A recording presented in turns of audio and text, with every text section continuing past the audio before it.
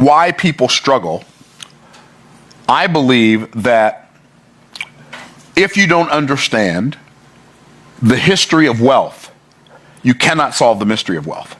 And I know I've taught this before, but I'm going to teach it again, because if you'll just hang in there with me, I promise you, when I bring this all together at the end, you will understand what is the most valuable skill for you to work on, the two most valuable skills for you to work on in the age of AI that'll keep you from getting left behind. Okay, so the history and mystery of wealth. I'm going to talk about that first. So the history and mystery of wealth works like this. From the beginning of time to the mid-1700s, the economic infrastructure of the world was based on agriculture or land. So it was the agricultural age. And in the agricultural age, the people who owned the land owned the wealth, because land equaled wealth. And the people who owned the land owned the wealth. And if you didn't own land, if you were born into a family that didn't own land, you were born poor. And if you were born into a family that owned land, you were born wealthy. And people would use their land for raising crops. People would use their land for raising cattle, right? So, but the people who owned the land didn't work the land. The people who owned the land would hire peasants. That's what they were called.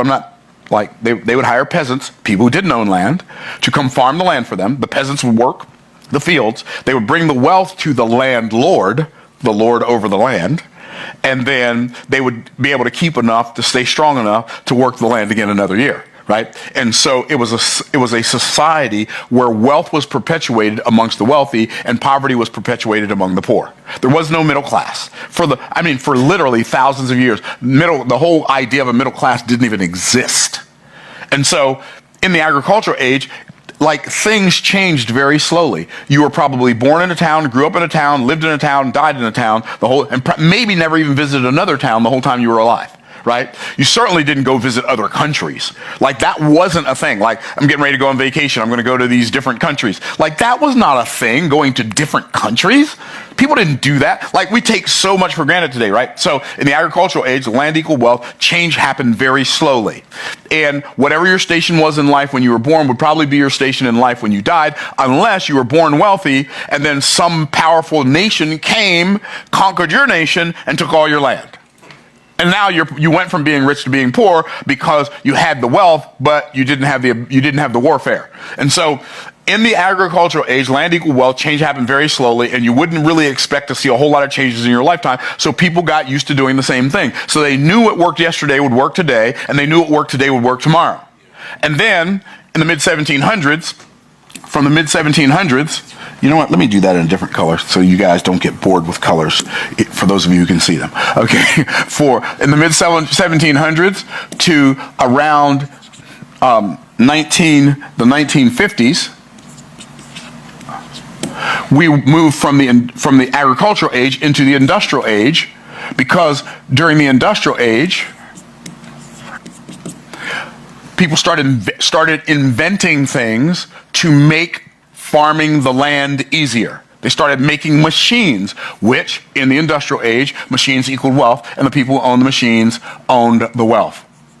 Now, here's the interesting thing. The industrial age made wealth creation by people who were born poor, for the first time in world history, a possibility. Somebody could be born poor and invent a machine, or work with a machine, or collaborate with somebody who invented a machine, and they could change their station in life from poor to rich.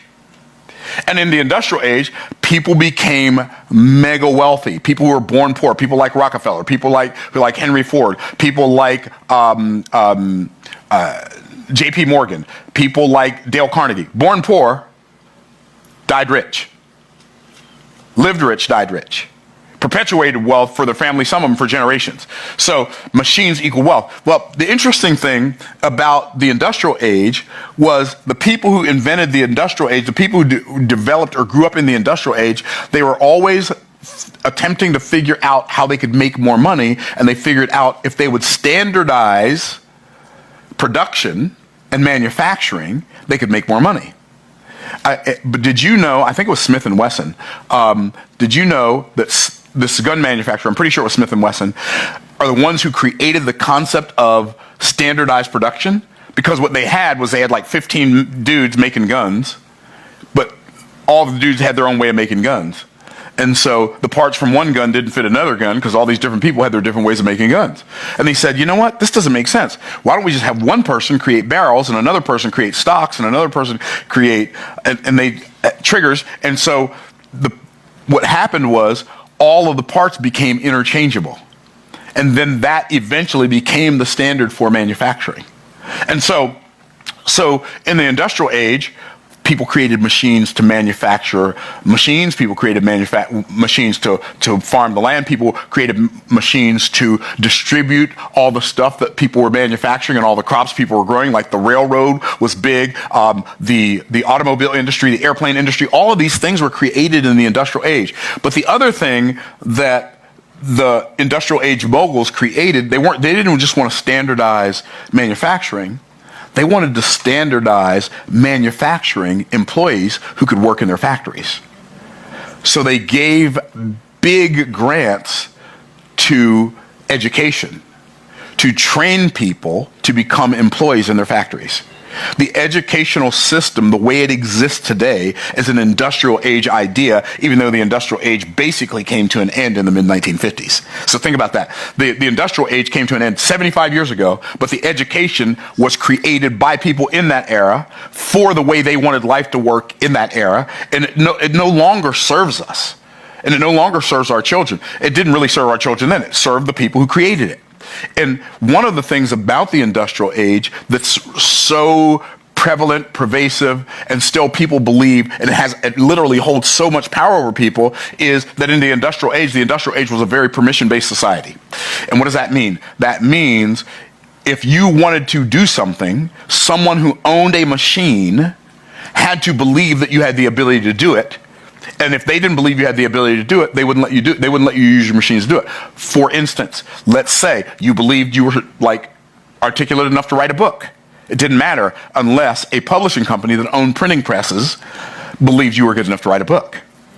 And so you had to get permission from a publishing company to be an author.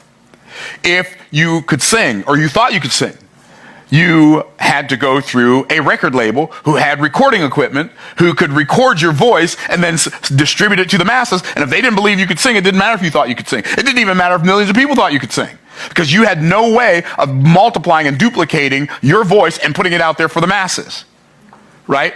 And so everything that you wanted to do, someone else controlled it. And so, what's one of the funniest things I ever see? Shows like America's Got Talent, American Idol, all these shows where people are competing for 4 judges to give them permission to do a thing. That's so fascinating to me. When people like Adele, people like Taylor Swift, people like Russell Simmons have already proven you can create your own audience. And you don't need permission from an industrial age record label to dub you as a singer. You don't need permission from Hollywood to make you an actor. I mean, look at Tyler Perry. He built a billion-dollar empire that started with him selling VHS tapes out of the trunk of his car when he was homeless, because he was operating from a totally different paradigm than the industrial age paradigm. So what happened next? Well, the 1950s to 1978, we went from the industrial age, we went to the distribution age. And in the distribution age, outlets equaled wealth. And here's the interesting thing about that. Equaled wealth. And when I say outlets equaled wealth, this is when department stores, malls, infomercials, multi-level marketing, direct sales, all of these industries, for lack of a better word, popped up, and we had new millionaires. In fact, think about this. John D. Rockefeller was the richest man in the world back in the early 1900s. Carnegie was another one who eventually became the richest man in the world.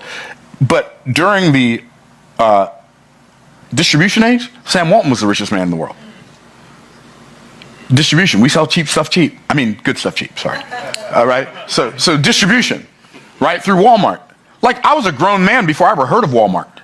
I was a full-grown man because it was like really prominent in the South. Like, when I met my wife, this was in 1982. I met my wife, and she wasn't my wife. I met this girl, and went to Texas to stay with her. I stayed in her youth pastor's house and met her family. And she said, I got to go to Walmart. Well, what's Walmart? I never heard of it. Like, I knew about Kmart, but I never heard of Walmart. Sam Walton was the richest man in the world by far.